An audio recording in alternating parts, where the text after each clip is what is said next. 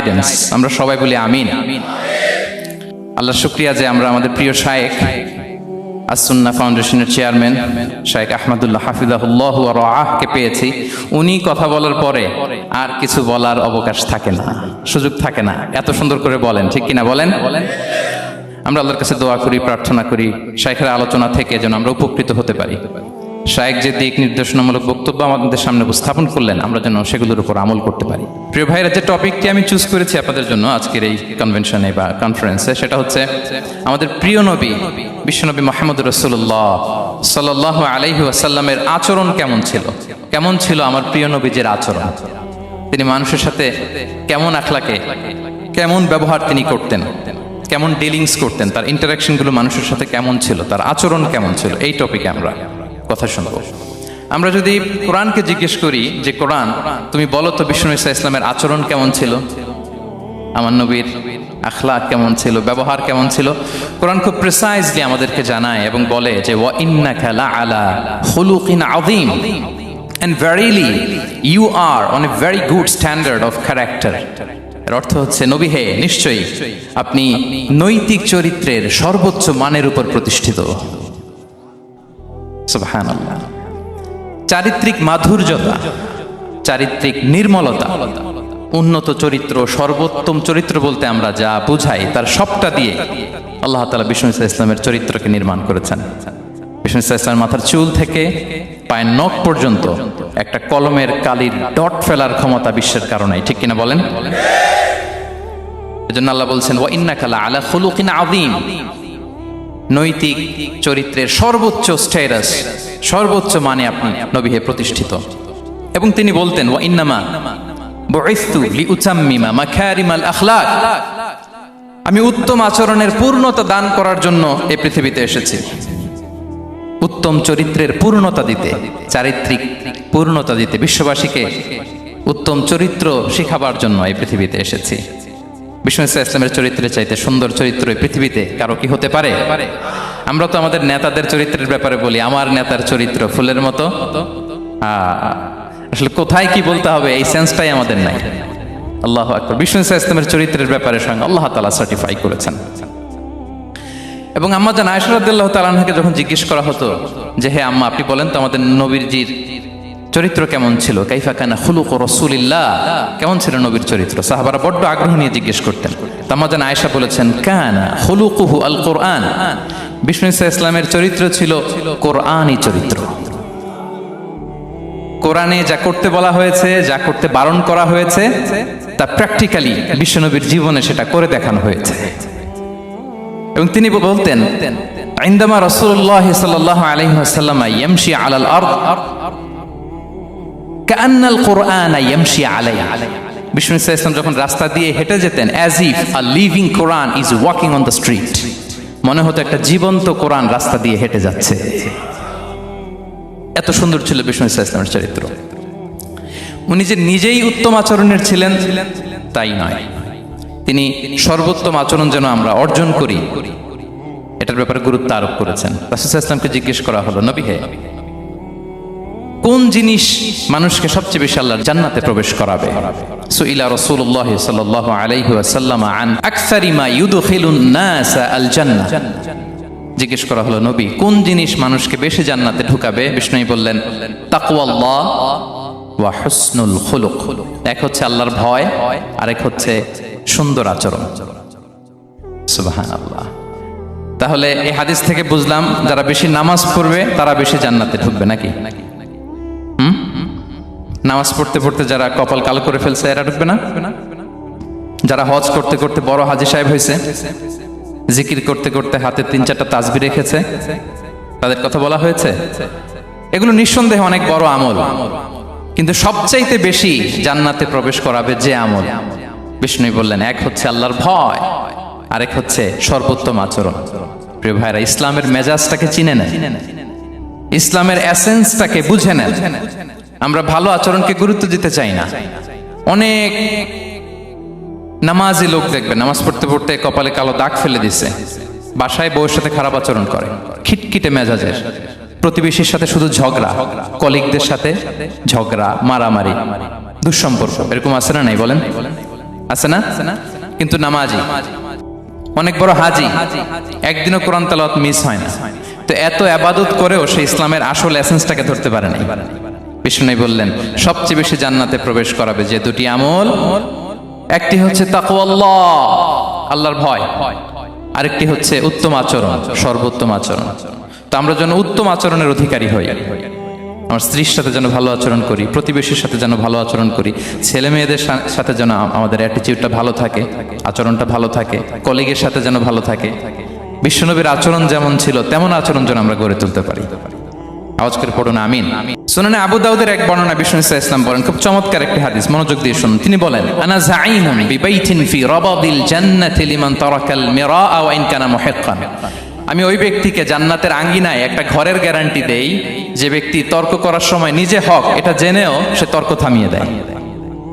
অনেক সময় হয় না, অনেকে পায়ে পাড়া দিয়ে ঝগড়া করতে আসে, এরকম আছে না নাই? আপনি চুপচাপ দেখবেন একটা বাজে কমেন্টস করতেছে, আবার কমেন্টের নিচে কমেন্ট, আবার গালি, হ্যাঁ আছে না এরকম? বিষ্ণু বলেন নিজে হক এটা জানার পরেও আর যাতে তর্ক না বাড়ে, যে তর্ক থামিয়ে দেয় জান্নাতের আঙ্গিনায়, তাকে আমি একটা ঘরের গ্যারান্টি দেই। ওয়াবিবাইতিন ফি ওয়াসাতিল জান্নাতি লিমান তারাকাল কাযিবা ওয়া ইন কানা মাযিহান। আর ওই ব্যক্তিকে আমি জান্নাতের মাঝখানে একটা ঘরের গ্যারান্টি দেই যে ব্যক্তি কৌতুক করার সময়ও মিথ্যা পরিহার করে। করতেছে কৌতুক, ফান করতেছে আর কি, হি ইজ কিডিং, পান করে, কৌতুক করে, কিন্তু কৌতুকের সময়ও সে মিথ্যা বলে না।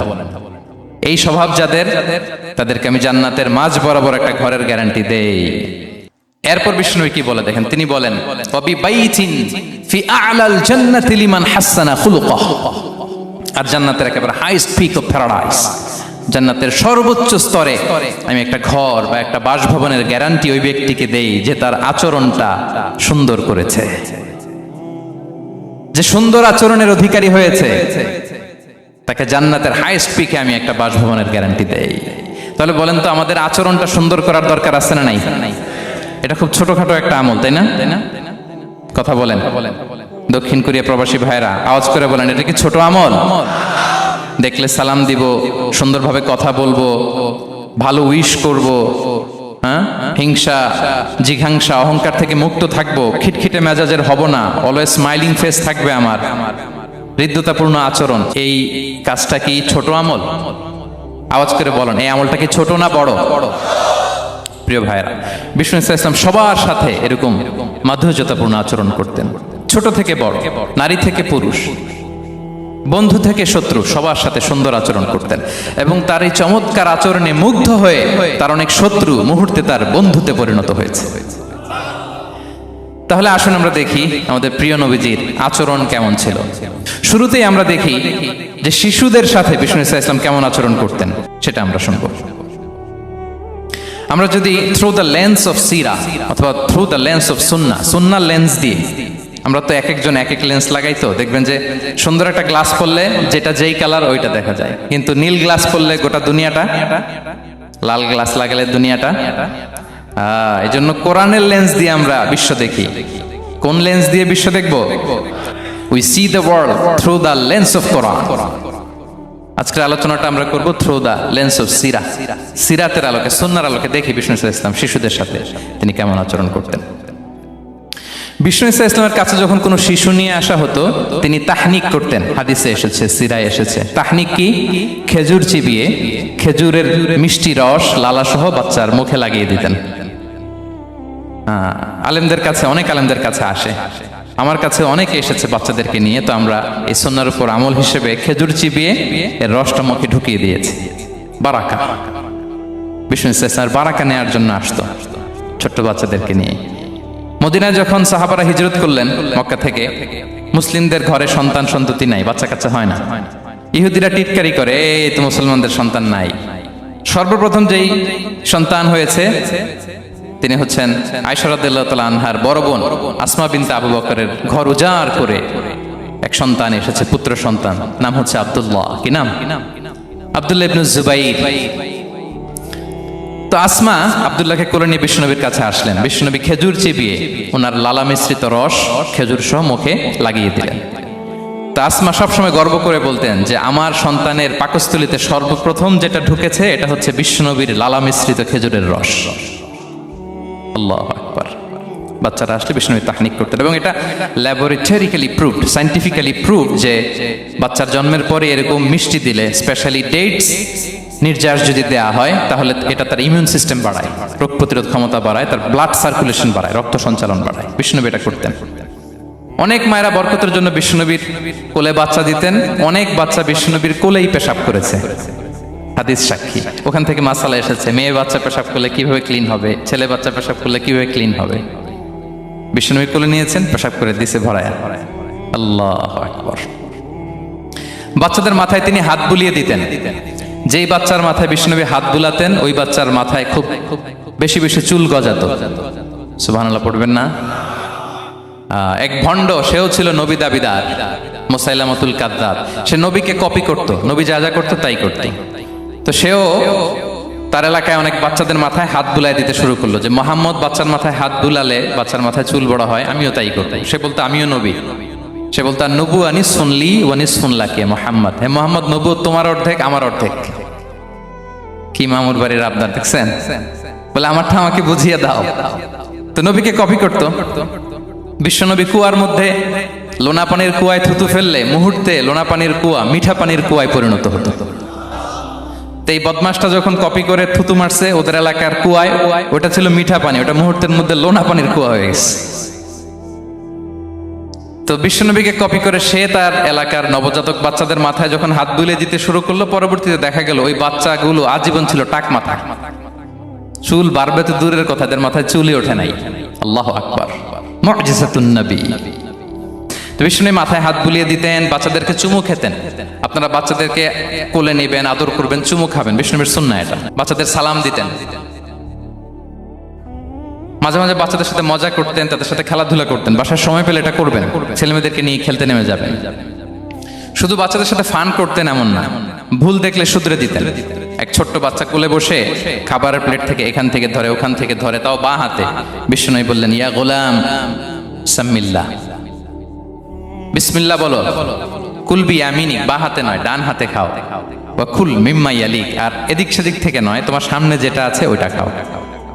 সুবহানাল্লাহ। শুধরে দিতেন। সাদাকার খেজুরের স্তূপ ছিল, জাকাতের খেজুর। হাসান রাদিয়াল্লাহু তাআলা আনহু, বিষ্ণু ইসলামের দৌহিত্র, ছোট্ট মানুষ, হাঁটতে হাঁটতে যে খেজুরের স্তূপের দিকে খেজুর নিয়ে খেলতে যায়, হঠাৎ একটা খেজুর খেতে আরম্ভ করলেন। বিষ্ণু বললেন, কিখ কিখ, থামো থামো, ওয়াক থু থু। আমরা যে বাংলা ওয়াক থু বলি, এটার আরবি হচ্ছে কিখ। এই নানা ভাই, রাখো রাখো রাখো। আলা তাআলাম ইন্না লা নাকুলুস সাদাকা। না ভাই, তুমি জানো না আমরা হাশিমি খানদানের, আমরা সাদাকার মাল খেতে পারি না। আঙ্গুল ঢুকিয়ে মুখ থেকে খেজুর বের করে দিলেন। সুবহানাল্লাহ। এভাবে ছোট্ট বাচ্চাদের ভুলগুলো শুধরে দিতেন, কারেকশন করতেন। সুনানে নাসাইতে এসছে, কানা রাসূলুল্লাহ সাল্লাল্লাহু আলাইহি ওয়াসাল্লাম ইয়াজুরুল আনসার, তিনি যখন আনসারীদেরকে ভিজিট করতে যেতেন, ফায়ুসাল্লিমু আলা সিবিয়ানিহি, আনসারী বাচ্চাদেরকে সালাম দিতেন। আপনারা বাচ্চাদের সালাম দেন তো নাকি? নাকি বাচ্চাদের সালামের জন্য বসে থাকেন? অনেকে মনে করে যে আমি মুরব্বী হাজী সাহেব, 80 বছর বয়স, আমি তো শুধু সালাম পাবো, আমি দিব কেন? এরকম একটা ভুল ধারণা আছে না? সালাম শুধু ছোটরা দিবে, ব্যাপারটা কি এমন না? ছোটরা বড়দের দিবে, বড়রা ছোটদের দিবে, সবাই সবাইকে দিবে, ঠিক কিনা বলেন? ইনশাআল্লাহ বলেন সবাই। ওয়ায়ামসাহু বিরুসিহিম, বাচ্চাদের মাথায় হাত বুলিয়ে দিতেন। ওয়ায়াদউ লাহুম, তাদের জন্য দোয়া করতেন। তাহলে বিশ্বনবীর বাচ্চাদের সাথে আচরণ, ডিলিংস, ইন্টারঅ্যাকশন কেমন ছিল বুঝতে পেরেছেন? একবার এক নামাজে ওনার নাতিদেরকে নিয়ে হাজির হলেন, হাসান হুসাইন রাদিয়াল্লাহু আনহুমাকে নিয়ে। তো নামাজের এক সিজদায় বিশ্বনবী এমন লম্বা সময় সিজদায় পড়ে রইলেন, মাথা আর উঠান না। মুসল্লিরা তো অবাক, সাহাবারা ভাবলেন, হায় রে, নবীজি অসুস্থ হয়ে গেলেন নাকি, অথবা ওহী নাজিল হলো নাকি। নামাজ শেষে সাহাবারা জিজ্ঞেস করলেন, ইয়া রাসূলুল্লাহ, আপনি কি অসুস্থ হয়েছেন নাকি ওহী নাজিল হচ্ছিল? এত লম্বা সেজদা দিতে তো কখন দেখি নাই। বিশ্বনবী বললেন, না না, কুল্লুন যালিকা লাম ইয়াকুন, কোনটাই না, বরং ওয়ালাকিন্না বিনি ইরতাহালানি, আমার নানা ভাই হাসান হুসাইন সিজদারত অবস্থায় আমার পিঠের উপরে উঠে বসেছিল। ফাকারিহতু আন উআজ্জিলাহু হাত্তা ইয়াকদিয়া হাজাতা, আমি উঠে গেলে তাদের ডিস্টার্ব হবে, এজন্য সেজদায় পড়েছিলাম। যতক্ষণ তাদের পিঠে উঠে খেলতে মনে চেয়েছে তারা খেলেছে, তারা নেমেছে, তারপরে সেজদা থেকে মাথা উঁচু করে দাঁড়িয়েছি। সুবহানাল্লাহ বিহামদি। তো আমরা কাঁধে নিয়ে খেলবো তো দূরের কথা, আমরা অনেকে বাচ্চাদেরকে মসজিদে দেখলেই রেগে যাই, আছে না নাই? অনেক মুরব্বীরা আছে মসজিদে বাচ্চা দেখতে পারে না, দেখবেন হ্যাঁ, খিটখিটে মেজাজের হয়ে যায়, রিয়্যাক্ট করে। আলহামদুলিল্লাহ গত অনেক বছর ধরে বাংলাদেশে এটা নিয়ে আমরা কন্টিনিউয়াসলি বলেছি যে না, শিশুদেরকে আপনারা মসজিদে আসলে ধমক দিবেন না, ভুল করলে, আওয়াজ করলে, চিৎকার করলেও তাদেরকে বকা দেওয়া যাবে? বলেন। আজকে যদিও বকা খেয়ে মসজিদ থেকে ফিরে যায়, আর কোনোদিন মসজিদের দিকে পা বাড়াবে? ও যাবে ক্লাবে, হ্যাঁ, ও যাবে গানের কনসার্টে, আর ফেরাতে পারবেন মসজিদে? আর আসবে না। খবরদার, আপনার একটা ধমকের কারণে মসজিদমুখী কোনো শিশু যেন অন্যদিকে না যায়। বুঝাবেন যে আব্বু এটা আমাদের ইবাদত গাহ, পবিত্র জায়গা, এখানে দুষ্টামি করতে হয় না, আওয়াজ করতে হয় না, আল্লাহ তোমাকে অনেক গুনাহ দিবে। গুনার ভয় দেখালে কিন্তু বাচ্চারা আর দুষ্টামি করে না, দেখবেন। ঠিক কিনা বলেন? এই সেন্সটা তাদের আছে, এভাবে বুঝাবেন। মুসনাদে আহমদ একটা হাদিস এসেছে, বিষ্ণু ইসলাম ওনার চাচাতো ভাইদেরকে নিয়ে দৌড় প্রতিযোগিতা করাতেন, লাইন ধরে দাঁড় করাতেন আর বলতেন মান সাবাকা ইলাইয়া ফালাহু কাদা ওয়া কাদা, সবাই দাঁড়াও, দেখি কে কার আগে আমাকে দৌড়ে ধরতে পারে, যে ধরতে পারবে তাকে পুরস্কার দেব। আল্লাহু আকবার। এবং বিশ্বনবীর এই কথা শুনে সবাই দৌড়ে যে বিশ্বনবীর ঘাড়ের উপর উঠতো, বুকের উপর উঠতো, ঝাঁপিয়ে পড়তো, বিশ্বনবী সবাইকে ধরে আগলে নিতেন, প্রত্যেকের গালে চুমু খেতেন। পড়েন সুবহানাল্লাহ। এই ছিল শিশুদের প্রতি বিষ্ণু ইসলামের আচরণ। তো আমরা এরকম আচরণ করি কিনা? আমাদের আচরণটা আমাদের বাচ্চা, আমাদের আত্মীয় স্বজনের ছোট ছেলে মেয়ে, আমরা কোথাও শিশুদেরকে যদি দেখি, আমরা তাদের সাথে কিভাবে আচরণ করি একটু মিলিয়ে নিন। কার আচরণ কেমন, এরকম করেন কিনা আমি আর জিজ্ঞেস করতে চাইলাম না, জাস্ট আস্ক ইউরসেলফ, নিজেকে জিজ্ঞেস করুন যে আমরা আমাদের বাচ্চাদের সাথে এরকম আচরণ করি কিনা। তাহলে প্রথম পয়েন্টটা ক্লিয়ার। আচ্ছা, শিশুদের পার্ট শেষ, এবার দেখি বয়স্কদের সাথে, অ্যাডাল্টদের সাথে বিষ্ণু ইসলামের আচরণ কেমন ছিল, বড়দের সাথে কেমন আচরণ করতেন আমরা। আসুন দেখি। সাহাবারা তো সবচাইতে বেশি বিষ্ণুনবীর সঙ্গ পেয়েছেন, তাই না? তাদের সাথে কেমন আচরণ ছিল? যে আয়াতটি দিয়ে আমি শুরু করেছি, আল্লাহ বলেছেন ফাবিমা রাহমাতিম মিনাল্লাহি লিনতা লাহুম ওয়ালাউ কুনতা ফাযযান গালিযাল কলবি লানফাদ্দু মিন হাওলিক। সাহাবারা বিষ্ণুনবীর এত ভালোবাসা পেয়েছেন, এত সুন্দর আচরণ পেয়েছেন, তারা বিশ্বনবীকে সবসময় আগলে রাখতে চাইতেন, ঘিরে থাকতে চাইতেন, তার সঙ্গ ছাড়তে চাইতেন না। পড়েন সুবহানাল্লাহ। বাসায় ভাল লাগে না, বিশ্বনবীর কাছে চলে যেতেন। ওয়াইফের সাথে মনোমালিন্য, নবীর দরবারে চলে যেতেন। এমনকি কোন সাহাবীর পেটে যদি ক্ষুধা লাগতো, ঘরে খাবার না থাকতো, তারা বিশ্বনবীর কাছে চলে যেতেন। তারা বলতেন নবীর চেহারার দিকে তাকিয়ে থাকলেই আমাদের ক্ষুধা মিটে যেত। আগলে রাখতেন সবসময় বিষ্ণু ইসলামকে। আর সবসময় বিষ্ণু ইসলাম একটা স্মাইলিং ফেস নিয়ে তাদের সাথে কথা বলতেন, মুচকি হাসবেন। বিষ্ণু বলেন তাবাসসুমুকা ফি ওয়াজহি আখিকা সাদাকা, you smile to your brother, it's a charity. তোমার ভাইয়ের দিকে তাকিয়ে তুমি যে মুচকি হাসো, এটা সাদাকা দেওয়ার সওয়াব কামিয়ে ফেলো তুমি। এবং সাহাবারা বলতেন মা রাআইতু আহাদান আকসারা তাবাসসুমান মিন রাসূলিল্লাহ সাল্লাল্লাহু আলাইহি ওয়াসাল্লাম। বিষ্ণুবীর চাইতে বেশি কাউকে আমরা কোনোদিন মুচকি হাসি দিতে দেখিনি। মুচকি হাসেন তো আপনারা? মুচকি হাসবেন, হাসলে যদি সাদাকার সওয়াব হয় তো আমরা মুখ গোমরা করে রাখবো কেন? দেখবেন যিনি মুচকি হাসে তাকে সবাই পছন্দ করে, আর যিনি গোমরা মুখ থাকে তার দেখতে ভালো লাগে। আমার ভালো লাগে না, আপনাদের লাগে? হাসি কিন্তু সংক্রামক, ইতিবাচক ভাবে সংক্রামক। আপনি হাসলে দেখবেন হেসে হেসে কথা বলে, যার সাথে বলতেছেন তারও একটা হাসি। আপনি গোমরা মুখ থাকলে ওই ব্যক্তিও গোমরা মুখ, ঠিক কিনা বলেন? এবং মুচকি হাসলে স্বাস্থ্য ভালো থাকে, মানসিক স্বাস্থ্যের সাথে এটা সম্পর্ক আছে। দেখেন বিষ্ণু ইসলাম কেমন কনসিডারেট ছিলেন। বিশ্বনবী যদি কারোর সাথে মুসাফা করতেন, ভাই একটু হাত মিলান তো, এই যে ওই লোক হাত সরানোর আগে বিশ্বনবী হাত সরাতেন না। যখন উনি হাতটা টান দিতেন তখন নবী হাত টান দিতেন। কারোর সাথে কথা বলার সময় এইভাবে আর চোখে তাকাতেন না, এইভাবে না। কথা বলতে হইলে ঘুরে তার দিকে হয়ে তাকে সম্মান দিয়ে, রেসপেক্ট দিয়ে কথা শুরু করতেন। কেউ কোনো গুরুত্বপূর্ণ কথা কানে কানে বলতে চাইলে তিনি কথা শেষ না হওয়া পর্যন্ত মাথা সরাতেন না। সুবহানাল্লাহ, আস্তে বলেন। আল্লাহু আকবার, আল্লাহু আকবার। একটু মিলিয়ে নেই, আসলে কি আমরা পারি এত চমৎকার আচরণ উপহার দিতে? কতটা কনসিডারেট ছিলেন দেখেন। এক বেদুইন, অক্ষর জ্ঞানহীন মানুষ, সভ্যতার ছোঁয়া তার মধ্যে লাগেনি। সে মসজিদে নববীতে ঢুকে একবার মসজিদে নববীর মাঝখানে পেশাব করা শুরু করলেন। কি করা শুরু করলেন? কোথায়? টয়লেটে? কোথায়? ইসলামের সবচাইতে দ্বিতীয় সবচাইতে পবিত্র জায়গা বিশ্বনবীর মসজিদের মাঝখানে। সাহাবারা তাকে মারতে উদ্ধত হলেন। বিশ্বনবী বললেন, দাও, থামো থামো, এই থামো থামো। কারণ প্রস্রাব করার সময়, টয়লেট করার সময় হুট করে কাউকে ধমক দেওয়া যায় না, ডাকা যায় না, দরজায় বড় নক করা যায় না, করলে তার ক্ষতি হতে পারে, এটা করবেন না। বিষ্ণু বললেন, দাউ ওয়া হারিকু আলা বাউলিহি সাজলান মিন মা, এই রাখো রাখো, বেচারাকে পেশাব করতে দাও, করতে দাও, করতে দাও, পেশাব করতে দাও। সে পেশাব শেষ করলো। বিষ্ণু বললেন, এক বালতি পানি ঢেলে দাও। এই এক বালতি পানি বালুতে মিশে জায়গাটা পরিষ্কার হয়ে যাবে। এরপর বিষ্ণু ইসলাম বললেন, ফাইন্নামা বুইসতুম মুয়াসসিরিন ওয়ালাম তুবআসু মুআসসিরিন, তোমরা এত কঠোর হচ্ছ কেন? আল্লাহ তো তোমাদেরকে কঠোর করে পৃথিবীতে পাঠাননি, সহজপন্থী করে আল্লাহ তাআলা আমার এই উম্মতকে পৃথিবীতে পাঠিয়েছে। পড়েন সুবহানাল্লাহ। দেখেন কত চমৎকার আচরণের ছিলেন। এবং পরে লোকটাকে বুঝিয়ে বললেন, সে কালিমা পড়ে মুসলমান হয়ে গিয়েছে। আল্লাহু আকবার। এই ছিল বিষ্ণু ইসলামের ইন্টারাকশন সাহাবাদের সাথে। এবং সাহাবাদের জন্য তিনি দোয়া করতেন প্রাণ ভরে। প্রিয় ভাইরা, দোয়া চাওয়া, দোয়া করা দুটোই সুন্নাহ। প্রাণ ভরে তিনি সাহাবাদের জন্য দোয়া করেছেন।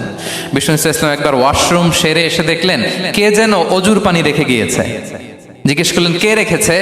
বলা হলো, আব্দুল্লাহ ইবনে আব্বাস রেখে, ছোট্ট আব্দুল্লাহ। বিষ্ণু ইসলাম খুশি হয়ে গেলেন, হায় রে, সে কিভাবে খেয়াল করলো, আমি এখন ওয়াশরুম থেকে আসলেই তো আমার অজুর পানি লাগবে। খুশি হয়ে একটা দোয়া করলেন তার জন্য। তিনি বললেন, আল্লাহুম্মা ফাক্কিহহু ফিদ্দীন ওয়া আল্লিমহু তা'ওয়িল, মানে হে আল্লাহ, আপনি তাকে দ্বীনের জ্ঞান দেন এবং কোরআনের ব্যাখ্যা তারে শিক্ষা দেন। বিশ্বনবীর এই দোয়া এমন ভাবে কবুল হয়েছে, এই আব্দুল্লাহ ইবনে আব্বাস যত মুফাসসির পৃথিবীতে আসবে, সকল মুফাসসিরদের সম্রাট হিসেবে আল্লাহ তাকে কবুল করেছেন। বিশ্বনবীর দোয়া তারা পেয়েছেন। উম্মে সুলাইম রাদিয়াল্লাহু তাআলা আনহা, আনাস রাদিয়াল্লাহু তাআলা আনহুকে নিয়ে আসলেন। বললেন, নবী হে, আপনি এসেছেন, আমরা যে এত খুশি মদিনাবাসী, সবাই দেখে আপনার হাতে কিছু না কিছু হাদিয়া দেয়, আমি কি দিব? কিছু দেয়ার নাই, কিছু দেয়ার নাই, আমি গরিব মানুষ, আমি আমার নার ছেঁড়া ধন, কলিজার টুকরা আনাস, আমার শিশু সন্তানটারাই আপনারে হাদিয়া দিয়ে দিলাম। খুয়াইদুমুকা আনাস, নবী হে, সে আপনার ছোট্ট খাদেম হবে, আপনার কাজ করে দিবে। উদুল্লাহ আলাহ, আপনি তার জন্য একটু দোয়া করেন। বিষ্ণু দোয়া করলেন, কি দোয়া করলেন? আল্লাহুম্মা আকসির মালাহু ওয়া ওয়ালাদা, আল্লাহ আনাসের সম্পদও বাড়ায় দাও, ওয়া ওয়ালাদা, তার সন্তানও বাড়ায় দাও। দেখেন এই দোয়ার কি বরকত।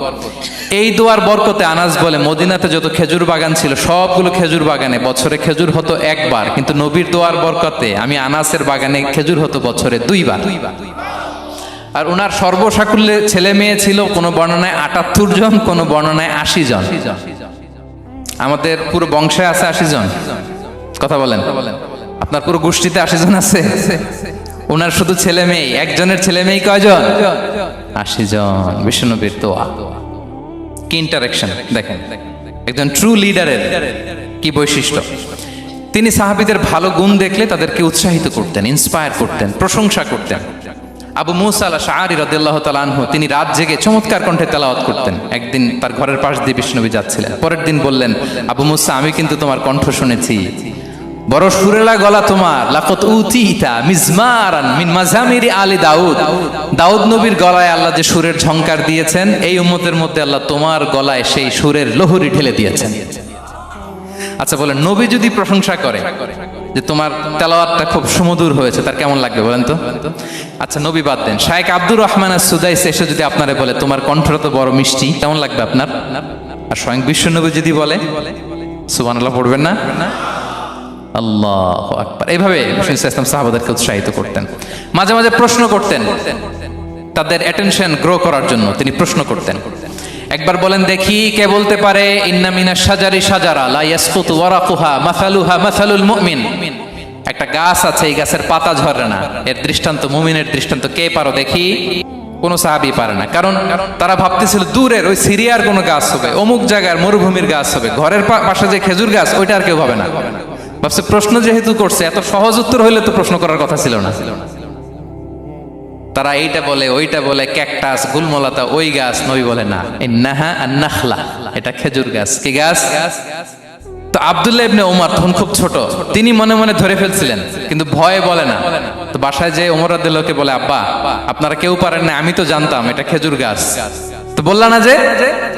আব্দুল্লাহ বলে, আপনি পারেন না, অন্যান্য সাহাবারা বাচ্চা ছাড়া কেউ পারে না, আমি কেমনে কই? ওমর রাদিয়াল্লাহু বললেন, আজকে যদি তুমি বলতে পারতে লাল উট পেলে আরবরা যে যত খুশি হয় আমি তার চেয়েও বেশি খুশি হয়ে যেতাম। নবীর সামনে আমার বুকটা এত বড় হয়ে যেত। আল্লাহু আকবার। দেখেন, প্রশ্ন ছুড়ে দিয়ে মনোযোগ আকর্ষণ করতেন সাহাবাদের, রসিকতা করতেন মাঝে মাঝে। রসিকতা, এক সাহাবী বলেন, ইয়া রাসূলুল্লাহ, আমার চলতে বড্ড কষ্ট হয়, আপনি যদি দয়া করে আমাকে একটা উট দিতেন তাহলে আমি রাইড নিতাম এটার উপরে, এটা দিয়ে চলতাম, সফরের কষ্ট কমে যেত। বিষ্ণু বলেন, যাও, ঠিক আছে, তোমাকে একটা উটের বাচ্চা দিব। কি দিব? সাহাবী বলেন, ইয়া রাসূলুল্লাহ, আমি চাইলাম কি আর আপনি বললেন কি? আমার তো লাগবে এমন উট যেটা দিয়ে মরুভূমিতে চলা যায়। বিষ্ণু বললেন, ওই উটটাও তো অন্য কোনো না কোনো উটের বাচ্চা। সুবহানাল্লাহ পড়বেন না? ছোট্ট কথা, দেখেন কি রসিকতা, কি সেন্স অফ হিউমার। সুবহানাল্লাহ। সাহাবীদের সাথে এক কাতারে মিশে কাজ করতেন, নিজ হাতে সাহাবীদের সাথে মিশে কি করেছেন? মসজিদে নববী নির্মাণ করেছেন। পঞ্চম হিজরিতে নিজে মরুভূমির বালু খনন করে পেটে পাথর বেঁধে পরীক্ষা খনন করেছেন সাহাবীদের সাথে। True leader. শুধু তাই নয়, সাহাবারা ভালো পরামর্শ দিলে সেটা অ্যাকসেপ্ট করতেন। আমাদের মধ্যে অনেকের একটা ইগোইস্টিক ঝামেলা আছে, বাড়ির কাজের মেয়ে বলছে, কাজের ছেলে বলছে, এই আমার স্টাফ বলছে, এটা আমি কেন শুনবো? এরকম একটা মেন্টালিটি অনেকের আছে না নাই? অনেক সময় তাদের মধ্য থেকেও ভালো পরামর্শ আসতে পারে না? বলেন পারে কিনা? বিশ্বনবী দেখতেন কেউ ভালো পরামর্শ দিলে সেটা পিক করতেন, নিয়ে নিতেন। বদরের যুদ্ধে মুসলিম সৈন্যরা কোথায় ক্যাম্প করবে, বিশ্বনবী হঠাৎ একটা জায়গায় ক্যাম্প স্থাপনের নির্দেশনা দিলেন। হাব্বাব ইবনুল মুনজির রাদিয়াল্লাহু তাআলা আনহু তিনি বললেন, ইয়া রাসূলুল্লাহ, অনুমতি দিলে একটা কথা বলবো। কি কথা? এই যে আপনি ক্যাম্প স্থাপন করলেন এখানে, এটা কি আল্লাহর আদেশে না আপনার ইচ্ছায়? নবী বললেন, আমার ইচ্ছা, এটা আল্লাহর আদেশ নয়। তাহলে ঠিক হয় নাই, লোকেশন সিলেকশন ঠিক হয় নাই। তাহলে কোথায়? হাব্বাব বললেন, ইয়া রাসূলুল্লাহ, ওই যে কূপ দেখা যায় ওখানে, দ্যাটস আওয়ার লোকেশন, ওখানে করলে ভালো হবে। কেন? বলতেছে, আমরা ওখানে ব্যারিকেড দিয়ে রাখবো, পানি আমাদের কন্ট্রোলে থাকবে, কুরাইশরা পানির অভাবে যুদ্ধ ছাড়াই মরবে, আমরা পানি খেয়ে যুদ্ধ করবো। সুবহানাল্লাহ বলেন। বিশ্বনবী সাথে সাথে হাব্বাবের কথা মেনে নিলেন, বলে যে না, আমি যে ডিসিশন দিয়েছি সৈন্যদের মধ্যে আবার ছড়িয়ে দাও, we should change our location. আল্লাহু আকবার। তাহলে সাহাবাদের সাথে ইন্টারেকশন কি ফ্র্যাঙ্কলি, কি ওপেন মাইন্ডেড। সুবহানাল্লাহ বিহামদিহি। তাহলে শিশুদের সাথে গেল, বড়দের সাথে, সাহাবাদের সাথেও গেল। আল্লাহ। আচ্ছা, 3 নম্বরে স্টাফের সাথে, কর্মচারীর সাথে, সেবকের সাথে বিষ্ণু ইসলাম কি আচরণ করেছেন? বিষ্ণু ইসলামের অনেক খাদেম ছিল, সিরাতে এসেছে। সবার কথা তো বলা যাবে না, একজনের কথা বলি, আনাস রাদিয়াল্লাহু তাআলা আনহুর কথা। আনাস, লক্ষ্মীপুরে আমি এক জায়গায় ওনার কোন একটা ওয়াজ করতে যেয়ে আমি বললাম, আনাস নামটা কেমন লাগে? কারণ অনেকে বাচ্চা নিয়ে এসে বলে, হুজুর নাম রেখে দেন। তাই আমি বললাম, আজকে এখানে নাম দিয়ে দেই আনাস। এই বছর এই লক্ষ্মীপুরে যত বাচ্চা হবে যাদের মনে চায় আনাস রেখে দিয়েন। 3-4 বছর পরে শুনি আনাস দিয়ে লক্ষ্মীপুর ভরে গেছে। অনেকে আমাকে জানাইছে ছেলের নাম কি আনাস, তো বলে যে ওই যে হুজুর আপনি 19 সালে আমাদের লক্ষ্মীপুরে এসে বলছিলেন, ওই কথা থেকে আমরা, পেটে ছিল বাচ্চা, আমরা নিয়ত করে ফেলছি আনাস রাখবো। আনাস নামটা অনেক সুন্দর না? সাহাবাদের নামগুলো চুজ করে করে ছেলেদের নাম রাখবেন। উনি ছিলেন বিষ্ণু ইসলামের খাদেম। কোনোদিন তিনি কোন ওনার স্টাফকে, সেবককে, খাদেমকে মারধর করেন নাই, কোনোদিন না। আমরা তো পান থেকে চুন খসলে, আল্লাহ, বাংলাদেশে ওই যে লোহার খুন্তি গরম করে কাজের মেয়ের পিঠে শেখা দেয়া হয়, এরকম আছে না নাই? ডাকাত বলেন। মানবাধিকার কর্মী, আবার নারী আন্দোলনের বড় নেত্রী, কিন্তু ঘরের ভেতরে দেখা যায় তার আসল চরিত্র।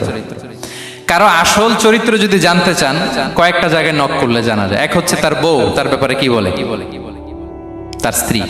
এরপর তার ড্রাইভার কি বলে, তার ঘরের কাজের মহিলাটা কি বলে। এদের কাছে নক করলে আপনি বড় সাহেবের আসল তথ্য পেয়ে যাবেন। কথা বুঝতে পেরেছেন?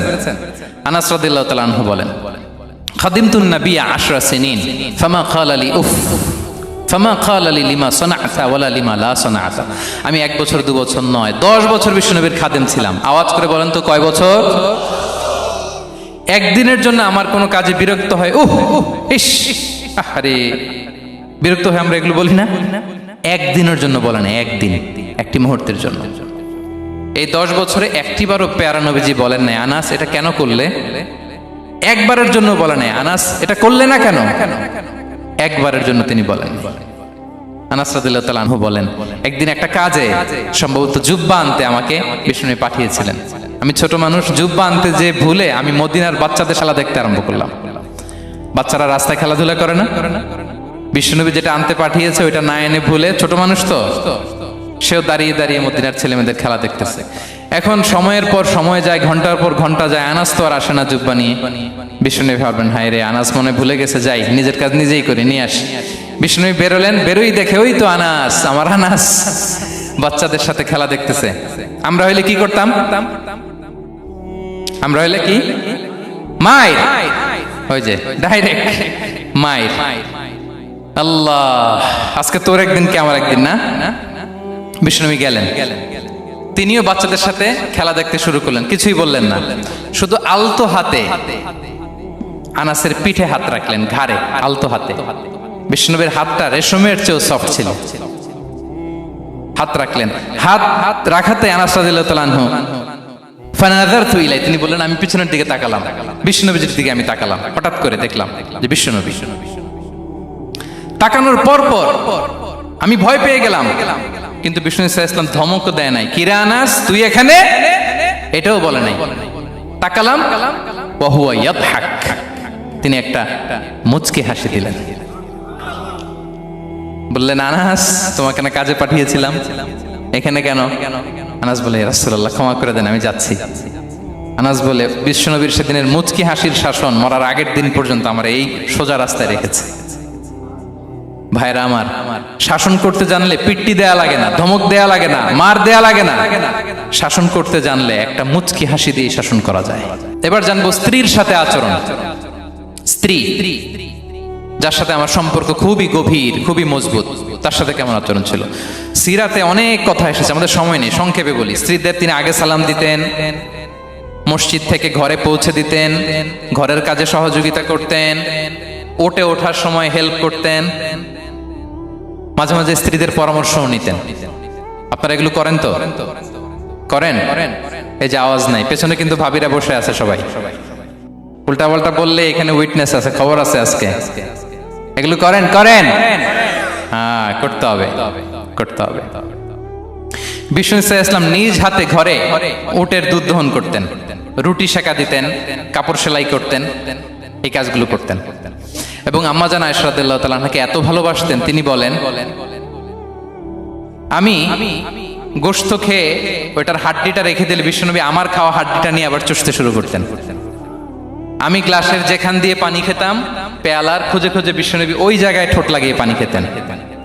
মাইমুনা রাদিয়াল্লাহু তাআলা আনহা বলেন যে আমি আর বিশ্বনবী এক বালতি থেকে মগ দিয়ে পানি নিয়ে দুজনে গোসল করেছি।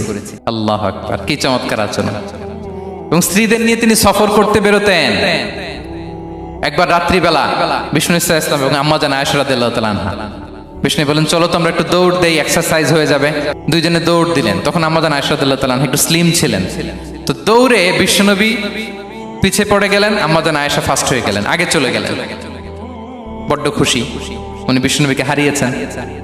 আবার অনেক বছর পরে, তখন সময়ের ব্যবধানে আম্মা জান আয়েশা একটু হেলদি হয়ে গিয়েছেন, আগের মতো আর চিকন নেই। আবার বিশ্বনবী এক রাতে বললেন, আয়েশা চলো আজকেও একটু এক্সারসাইজ করি, দৌড় দেই। দুজন মিলে দৌড় দিলেন। আজকে বিশ্বনবী আর আম্মা জান আয়েশাকে চান্স দেন নাই, তিনি জোরে দৌড়ে আম্মা জান আয়েশাকে রানার আপ করে দিলেন, উনি ফার্স্ট হয়ে গেলেন। এরপর কি বললেন জানেন? শুনেন আবু দাউদের হাদিস, তিনি বললেন, ইয়া আয়েশা হাদিহি বিতিলকা সাবকা। দেখেন বিশ্বনবী মনে রাখছেন, নোটে রাখছেন। বিশ্বনবী বললেন, আয়েশা ওই যে এত বছর আগে কোন এক রাতে মরুভূমিতে দৌড়ে আমাকে হারাইছিলা, আজকে ওইটার বদলা নিয়ে নিলাম। তিলকা সাবকা, ওইটার বিনিময়ে এটা। ওই দিন তুমি জিতছিলা, আজকে তোমার উপর আমি জিতে গেলাম। কি হৃদ্যতা ছিল, কি সম্পর্ক ছিল হ্যাঁ স্ত্রীর সাথে। তাই বলে মনে করবেন না যে কোনো মনোমালিন্য হতো না, হতো।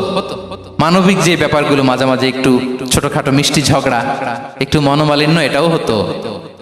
এবং বিশ্বনবী এটাও টের পেতেন। তিনি বলতেন, আয়েশা ইন্নী লা আ'লামু ইযা কুনতি আলাইয়া গাদবা ওয়া ইযা কুনতি আলাইয়া রাদিয়া। আয়েশা, কখন তুমি আমার উপর রেগে থাকো আর কখন খুশি থাকো, সবটাই কিন্তু আমি টের পাই। আম্মা জান আয়েশা অবাক হলেন, কি করে টের পান? বিশ্বনবী বলেন, যখন তুমি আমার উপর খুশি থাকো তখন দোয়ার সময় বলো লা ওয়া রাব্বি মুহাম্মদ, তুমি বলো হে মুহাম্মদের রব আল্লাহ, মদিনার উপর রহম করেন, আমাদেরকে ক্ষমা করেন। হে মুহাম্মদের রব, আমাদের ক্ষমা করেন, এইভাবে দোয়া করো। আর যখন তুমি রেগে থাকো তখন আমার নামটা মুখ দিয়ে নিতে চাও না। তখন তুমি দোয়াতে বলো লা ওয়া রাব্বি ইব্রাহিম, হে ইব্রাহিমের আল্লাহ, হে ইব্রাহিম নবীর খোদা, আমাদের মাফ করো। তখন তুমি আমার নাম নাও না, কৌশলে আমার নামটা বাদ দাও। আমাদের আয়েশা বলেন, ইয়া রাসূলুল্লাহ মা আহজুরু ইল্লা ইসমাক, নবী হে আমি তো আপনার নামটাই শুধু মুখ থেকে বাদ দেই, আমার হৃদয় থেকে তো কখনো আপনারে বাদ দিতে পারি না। এটা ঠিক, তখন রেগে থাকি, আপনার নামটা মুখে নেই না, কিন্তু হৃদয় থেকে তো আপনাকে সরাতে পারি না। সুবহানাল্লাহ। এই ছিল বিষ্ণুবীর সাথে স্ত্রীদের সম্পর্ক। প্রিয় ভাইরা, আমরা যদি একটু দেখি প্রতিবেশীর সাথে কেমন আচরণ করতেন নেইবার, বিষ্ণু বলতেন মান কানা ইউমিনু বিল্লাহি ওয়াল ইয়াউমিল আখিরি ফালইউকরিম দাইফা, যে আল্লাহ বিশ্বাস করে, আখিরাতে বিশ্বাস করে, সে যেন প্রতিবেশীকে সম্মান করে। এবং একবার আবু যার আল গিফারি রাদিয়াল্লাহু তাআলা আনহুকে বিষ্ণু ইসা ইসলাম বললেন, আবু যার ইদা তাবাখতা মারাকান ফাআকসির মাআ, হে আবু যার তুমি যদি কখনো ঝোল তরকারি রান্না করো, ঝোলের তরকারি খাইছেন? আপনাদের সাউথ কোরিয়াতে তো বিখ্যাত একটা ঝোলের তরকারি আছে, কি নাম যেন, মাছের মেংথাং। আমরা একটা শব্দ শিখছিলাম, কি যেন বলে, খামসা হামনিদা। কয়েকটা শব্দ শিখাই দিছে ভাইরা আমাকে। তো এই যে নামটা বললাম, ঝোলের মধ্যে ট্যাংরা মাছ, শিং মাছ ঝোল দেয়া একটা তরকারি। তো আবু যার গিফারিকে বিষ্ণু ইসলাম বলেন, ইদা তাবাখতা মারাকান ফাকসির মা, হে আবু যার কখনো যদি ঝোলের তরকারি রান্না করো, একটু বেশি করে পানি দিও, যাতে করে তোমাদের পাশাপাশি তোমার প্রতিবেশীর সাথে একটু ঝোল শেয়ার করতে পারো। প্রতিবেশীকে এত গুরুত্ব দিতেন। তিনি বলতেন, লাইসাল মুমিন আল্লাযী ইয়াশবা ওয়া জারুহু জাইউন ইলা জামবে, সে মুমিন নয় যে পেট পুরে খায় আর তার প্রতিবেশী না খেয়ে রাত যাপন করে, সে মুমিন নয়। দেখেন প্রতিবেশীকে কত গুরুত্ব তিনি দিয়েছেন। বিশ্বনবীর এক ইহুদি প্রতিবেশী ছিল। কোন ধর্মের? সবাই বলেননি, একসাথে আওয়াজ করে বলেন, কোন ধর্মের প্রতিবেশী? ওই ইহুদির এক ছেলে বিশ্বনবীর কিছু কাজ করে দিতেন। অনেকদিন হলো ছেলেটা আসে না, খোঁজ নিলেন, শুনলেন সে অসুস্থ। শুনলেন ইহুদি ছোট্ট ছেলেটা কি, বিশ্বনবী দেখতে গেলেন। মুসলিম শিশুকে দেখতে গেলেন নাকি? কোন ধর্মের শিশু? তার মানে আপনার প্রতিবেশী যদি হিন্দু হয়, বৌদ্ধ হয়, খ্রিস্টান হয়, দ্যাট ডাজন্ট ম্যাটার, আপনি তার বিপদে আপদে পাশে থাকবেন। এটাই ইসলামের শিক্ষা, ঠিক কিনা বলেন? এই যে আপনাদের এখানে বুদ্ধিস্ট নেইবার আছে, হিন্দু নেইবার আছে, খ্রিস্টান নেইবার আছে, তারা বিপদে পড়লে তো আপনার যাওয়ার দরকার নাই না? যাবেন, খোঁজ খবর নিবেন, ভিজিট করবেন, পাশে দাঁড়াবেন। আপনি যে তাদের খোঁজ খবর নিতেছেন, মুসলিম হয়েও আপনি এত চমৎকার আচরণের, এটা দেখেই অনেকে কালিমা পড়ে মুসলমান হয়ে যাবে। এটাই তো দ্য বিউটি অফ ইসলাম, ইসলামের সৌন্দর্য। বিশ্বনবী হিন্দু মুসলিম ইহুদি বাছান নাই, ছোট্ট ইহুদিটাকে দেখতে গেলেন, যে দেখে হায়রে কাতর হয়ে সে বিছানায় মৃত্যু শয্যায় শুয়ে আছে। বাচ্চাটার মাথায় হাত বুলিয়ে দিলেন, হাত বুলিয়ে বাচ্চাটাকে, ইহুদি বাচ্চাটাকে বললেন, আসলিম, হে শিশু তুমি ইসলাম ধর্ম গ্রহণ করো। এখন ছোট্ট মানুষ, তার বাবা আবার পাশে দাঁড়িয়েছে, আব্বা কি বলে না বলে, সে নাযারা ইলা ওয়াজহি আবি, বাবার দিকে তাকালেন। তা বাবা বলে, আতিয়া আবুল কাসিম, মানে বিষ্ণু ইসলামের কুনিয়াত, বড় ছেলে ছিল কাসেম, তাকে বলা হতো আবুল কাসেম। ইহুদি বাবা বলল, মোহাম্মদ যা বলে তাই করো। সাথে সাথে সে পড়ল, আশহাদু আল্লা ইলাহা ইল্লাল্লাহ ওয়া আশহাদু আন্না মুহাম্মাদুর রাসূলুল্লাহ। বিশ্বনবী বেরোয়ার সময় বললেন, আলহামদুলিল্লাহিল্লাযী আনকাযাহু মিনান নার, প্রশংসা সে আল্লাহ যে একটু আগে জাহান্নামী হওয়ার কথা ছিল, মুহূর্তে কালেমার মধ্য দিয়ে তাকে জান্নাতি বানিয়ে দিলেন। দেখেন প্রতিবেশীর সাথে কি আচরণ। ইহুদি প্রতিবেশীর পাশে দাঁড়িয়েছেন, অসুস্থ, ভিজিট করেছেন। আমরা যেন আমাদের প্রতিবেশীর খোঁজ রাখি।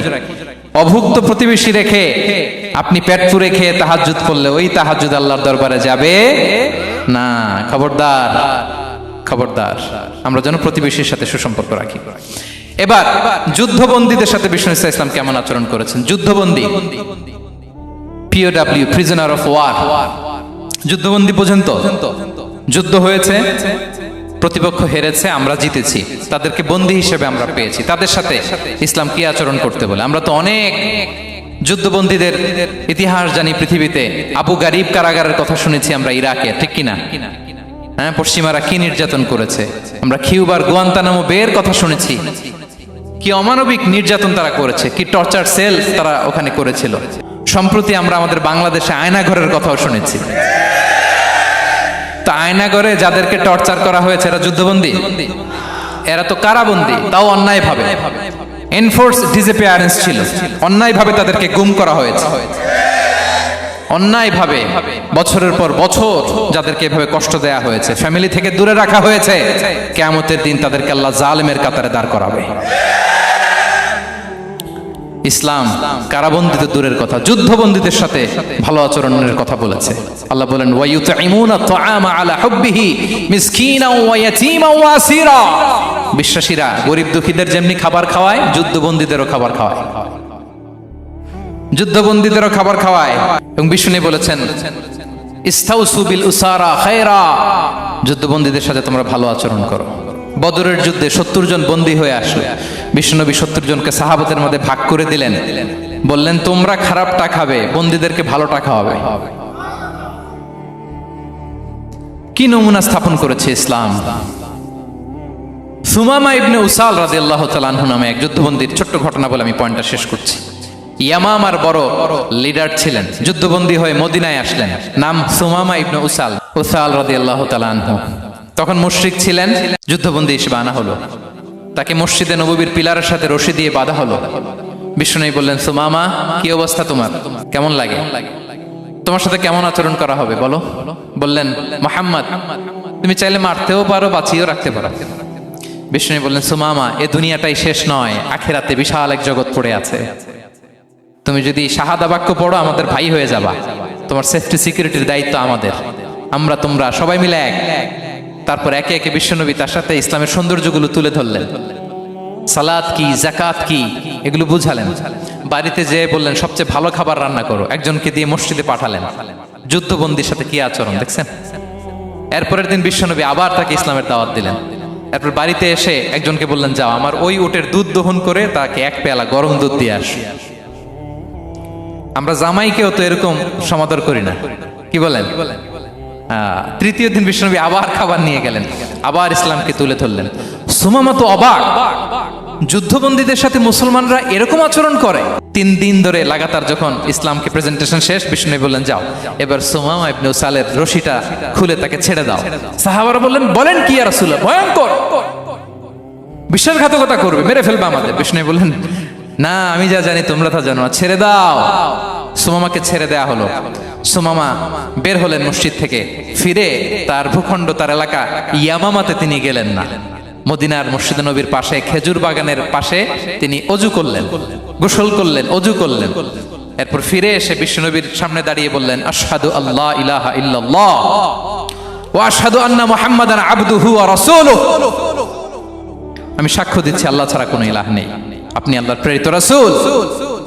হে মুহাম্মদ, আপনার চাইতে নিকৃষ্ট মানুষ আমার কাছে কেউ ছিল না, কিন্তু এখন থেকে আপনার চাইতে কোনো প্রিয় মানুষ আমার জীবনে নেই। ইসলামের চাইতে নিকৃষ্ট কোনো ধর্ম আমার জানা ছিল না, আজ থেকে ইসলামের চাইতে প্রিয় ধর্ম আমার কাছে নেই। মদিনার চেয়ে নিকৃষ্ট কোনো শহর আমার কাছে ছিল না, সবচেয়ে অপছন্দের শহর, আজ থেকে মদিনার চেয়ে প্রিয় শহর আমার কাছে নেই। দিস ইজ ইসলাম। বিশ্বনবী বললেন হে নবী, আপনি আমাকে উমরার অনুমতি দিন।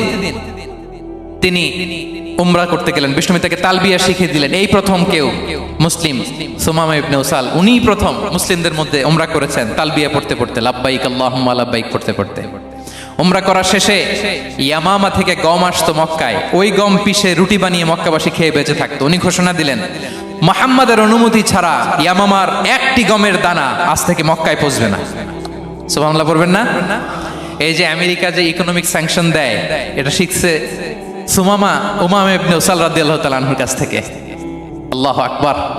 তিনি বললেন একটা গমের দানা পচবে না, ওনারা আর রুটি খেতে পারে না। গমের দাম বেড়ে গেল। বিষ্ণুর কাছে চিঠি লিখে পাঠালেন, হে মুহাম্মদ, তুমি যদি উমামারে না বলো আমরা না খেয়ে মরবো। পরে বিশ্বনবীর হস্তক্ষেপের মধ্য দিয়ে আবার ইয়ামামা থেকে গম আসা শুরু হয়েছে। সুবহানাল্লাহ পড়েন। প্রিয় ভাইয়েরা, তাহলে বন্দীদের সাথে, যুদ্ধবন্দীদের সাথে বিশ্বনবীর আচরণ কেমন ছিল টের পেয়েছেন? ভিক্ষুকের সাথে কি আচরণ? বিশ্বনবী কখনো না বলতে পারতেন না। কেউ হাত পাতলে কি বলতে পারতেন না? পারতেন না। এক ভিক্ষুক এসে বলে এই মুহাম্মদ দাও, তোমার কাছে কি আছে দাও। নবী তখন চাদর পরা ছিলেন, চাদর ধরে এমন জোরে টান দিছেন বিশ্বনবীর ঘাড়ের চামড়া এখানে ছিঁড়ে গেছে, চামড়ায় দাগ পড়ে গেছে। বিশ্বনবী তার দিকে তাকিয়ে, ওই যে মুচকি হাসির ম্যাজিক, আবার মুচকি হাসি। মুচকি হাসি দিয়ে বললেন, যাও তাকে কিছু দিয়ে দাও। সুবহানাল্লাহ পড়বেন না? আচ্ছা, ভিক্ষা করতে আইসা যদি আপনার জুব্বা ধরে টান মারে, জামার কলার ধরে টান মারে, এই দে, কি করবেন বলেন?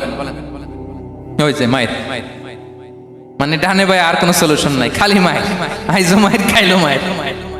দেখেন, ভিক্ষা করতে এসে জামা ধরে টান দিয়ে ঘাড়ের চামড়ায় এখানে দাগ ফেলে দিয়েছে, কিন্তু বিশ্বনবী হাসি দিয়ে সলিউশন করলেন। সুবহানাল্লাহ পড়েন। শত্রুদের সাথে তিনি কেমন আচরণ করেছেন? আল্লাহ আল্লাহ আল্লাহ আল্লাহ। তায়েফের ময়দানে রক্তাক্ত হয়েছে, রক্তাক্ত। পাহাড় রক্ষী ফেরেশতারা বলে, নবী আপনাকে রক্তাক্ত করেছে? তায়েফে কেন গেছিলেন বিশ্বনবী? জমির বায়না করতে না? তায়েফে জমি কিনতে গেছিল না? তায়েফবাসীকে জাহান্নামের আগুন থেকে বাঁচাতে রক্তাক্ত করা হয়েছে। পাহাড় রক্ষী ফেরেশতারা বললেন, নবী একটা আদেশ দেন, দুই দিক থেকে চাপা মেরে পুরো তায়েফবাসীকে মাটির সাথে মিশিয়ে ফেলবো, মাটির সাথে মিশে যাবে। বিশ্বনবী বললেন, না না, তারা হয়তো ঈমান আনে নাই, তাদের ভবিষ্যৎ প্রজন্মের কেউ না কেউ লা ইলাহা পড়বে, কেউ না কেউ লা ইলাহা জপবে। তাই হয়েছে। তায়েফে যদি যান, আল্লাহু আকবার, মসজিদ আর মসজিদ, শান্তি আর শান্তি। আল্লাহু আকবার। উহুদের ময়দানে দাঁত শহীদ হয়েছে, রক্তাক্ত হয়েছে, হেলমেট ভেঙে কপালে পাথর ঢুকেছে। ফেরেশতারা বললেন, আদেশ দেন, উহুদ পাহাড় তাদের ঘাড়ের উপরে বসিয়ে। বিষ্ণু বললেন, না। বিষ্ণু বললেন, না, আল্লাহুম্মা হদি কওমি ফাইন্নাহুম লা ইয়ালামুন। আল্লাহ আমার কওমকে ক্ষমা করে দেন, ওরা বুঝে নাই। দেখেন, শুধু ক্ষমাই চান নাই যে আল্লাহ ওদেরকে মাফ করে দেন, ওদের হয়ে কৈফিয়ত দিয়েছেন, আল্লাহকে এক্সকিউজ দিয়েছেন। আল্লাহ কেন কেন ক্ষমা করবেন? কারণ ওরা বুঝে নাই। এক্সকিউজ দিয়েছেন, তাদের হয়ে কৈফিয়ত দিয়েছেন। এই ছিল শত্রুদের সাথে বিশ্বনবীর আচরণ। যুদ্ধের ময়দানে ঘোষণা দিতেন, খবরদার, ওদের নারীদের গায়ে হাত দিবে না, শিশুদের গায়ে হাত দিবে না, গবাদি পশু মারবে না, কোনো পাদ্রীর গায়ে হাত দিবে না। গোটা বিশ্বের কেউ, কোন যুদ্ধের সেনাপতি যুদ্ধের ময়দানে এমন মানবতা দেখাতে পারে না। চিল্লায় বলেন ঠিক কিনা? অষ্টম হিজরিতে মক্কা বিজয়ের দিন থারথার করে কাঁপছিল কুরাইশরা যে আজকে তো আমাদেরকে ক্যাপিটাল পানিশমেন্ট দিবে, ডেথ পেনাল্টি দিবে। বিশ্বনবী বললেন, না, লা তাসরিবা আলাইকুমুল ইয়াউম ইযহাবু ফাআনতুমুত তালাকা। 4-5 জনকে তিনি শাস্তি দিয়েছেন, গণহারে শত শত হাজার হাজার পরিবারকে তিনি ক্ষমা করে দিয়েছেন। বললেন, তোমরা আমার ভাই, ভাই ভাইয়ের সাথে যেরকম আচরণ করবে, ইউসুফ তার ভাইদের সাথে যা করেছে আমি তাই করবো, আমি ক্ষমা করে দিলাম। আল্লাহু আকবার। এ ছিল শত্রুদের সাথে আচরণ। শেষ কথা বলি, শেষ কথা হচ্ছে প্রাণীর সাথে বিশ্বনবীর কেমন আচরণ ছিল। প্রাণীর সাথে একবার এক আনসারের খেজুর বাগানে ঢুকলেন, ঢুকে দেখেন একটা উট কাঁদে। কি কাঁদে? কানে কানে এসে বিশ্বনবীকে কি যেন বলে যায়। বিশ্বনবী রেগে বললেন, এই উটের মালিক কে? এক আনসারী সাহাবী বললেন, ইয়া রাসূলুল্লাহ আমি। বিশ্বনবী বললেন, তোমার কি ভয় হয় না আল্লাহর? কলিজার মধ্যে আল্লাহর ভয় নাই? আল্লাহ তাআলা দয়া করে উটের মালিক তোমাকে বানিয়েছে, উট কানে কানে এসে আমাকে বলেছে তুমি তাকে কয়দিন ধরে খাবার দাও নাই, আর তাকে দিয়ে কাজ করিয়েছে অনবরত। খবরদার, কিয়ামতের দিন আল্লাহ তাআলা জালিমের কাতারে তোমাকে দাঁড় করাবে। প্রাণীর জন্য বিষ্ণু ইসা ইসলাম কত দয়াদ্র ছিলেন। জবাই করার সময় বিষ্ণু বলতেন, ইহসানের সাথে জবাই করো, ছুরি ধারালো করে রাখো। কোরবানির সময় আমরা প্রাণীটাকে কি করি? আদর করি না, মেরে ফেলি। বলেন তো, জবাই করা মানে কি? মেরে ফেলতেছি। বিষ্ণু বলেন, ইদা কাতালতুম ফাহসিনুল কিতলা, মারবা ঠিক আছে কিন্তু মন মতো না, ইহসানের সাথে কতল করো। ওয়ালিয়ুহিদ্দা আহাদুকুম শাফরাতাহু ওয়ালইয়ারিহ যাবিহাতাহু, ছুরিটাকে ধার করে রাখো যাতে করে খুব সহজে তার রূহটা বের হয়ে যায়। সুবহানাল্লাহ। দেখেন, আমরা নিজেদের সাথে একটু মিলাই। বাংলাদেশে দেখেন তো, কুকুর একটা দেখলে আমরা কি করি? হ্যাঁ, হয় লাথি নয় একটা ঢিল। বিড়াল দেখলে কি করি? হয় দাবরানি দেই নয় দৌড়ানি দেই। এরকম আছে না নাই? উন্নত দেশগুলোতে দেখবেন রাস্তার মাঝখানে একটা ছোট্ট সাপ, পুরো হাইওয়েতে সবগুলো গাড়ি থেমে গিয়েছে একটা হাঁসের বাচ্চা বাঁচানোর জন্য, একটা সাপের বাচ্চা বাঁচানোর জন্য। আর আমরা পাখির মতো মানুষকে গুলি করে মারি। মানুষকে আমরা গুলি করে মারি পাখির মতো নির্বিচার। প্রিয় ভাইরা, বিষ্ণু ইসলাম প্রাণীর প্রতি আমাদেরকে দয়াদ্র হতে বলেছেন। তাহলে বিশ্বনবীর আচরণ কেমন ছিল একটা ওভারঅল ধারণা আপনারা পেয়েছেন প্রিয় ভাইরা? হ্যাঁ, শিশুদের সাথে কোমল আচরণ করবেন তো আপনারা? আদর করবেন, চুমু দিবেন, কোলে নিবেন, হ্যাঁ, ভুল করলে শুধরে দিবেন, পারবেন? বড়দেরকে আগে সালাম দিবেন তো? আর কর্মচারী একটা ভুল করলে পিটাইয়া শোয়াই ফেলবেন, এরকম করবেন না, ভালো আচরণ করবেন। স্ত্রীর সাথে কেমন আচরণ করবেন? হ্যাঁ, মাধুর্যপূর্ণ আচরণ। ওই একজন কয় হুজুর নাই, আরে বেটা হওয়ার পরে কেমন করবা ওইটা বলো না, নিয়ত করে রাখো যে আমরা আমাদের ঘরটাকে জান্নাতি ঘর বানিয়ে ফেলবো, ঠিক কিনা? প্রতিবেশীর সাথে যেন আমরা ভালো আচরণ করি, কারাবন্দীদের সাথে যেন আমরা ভালো আচরণ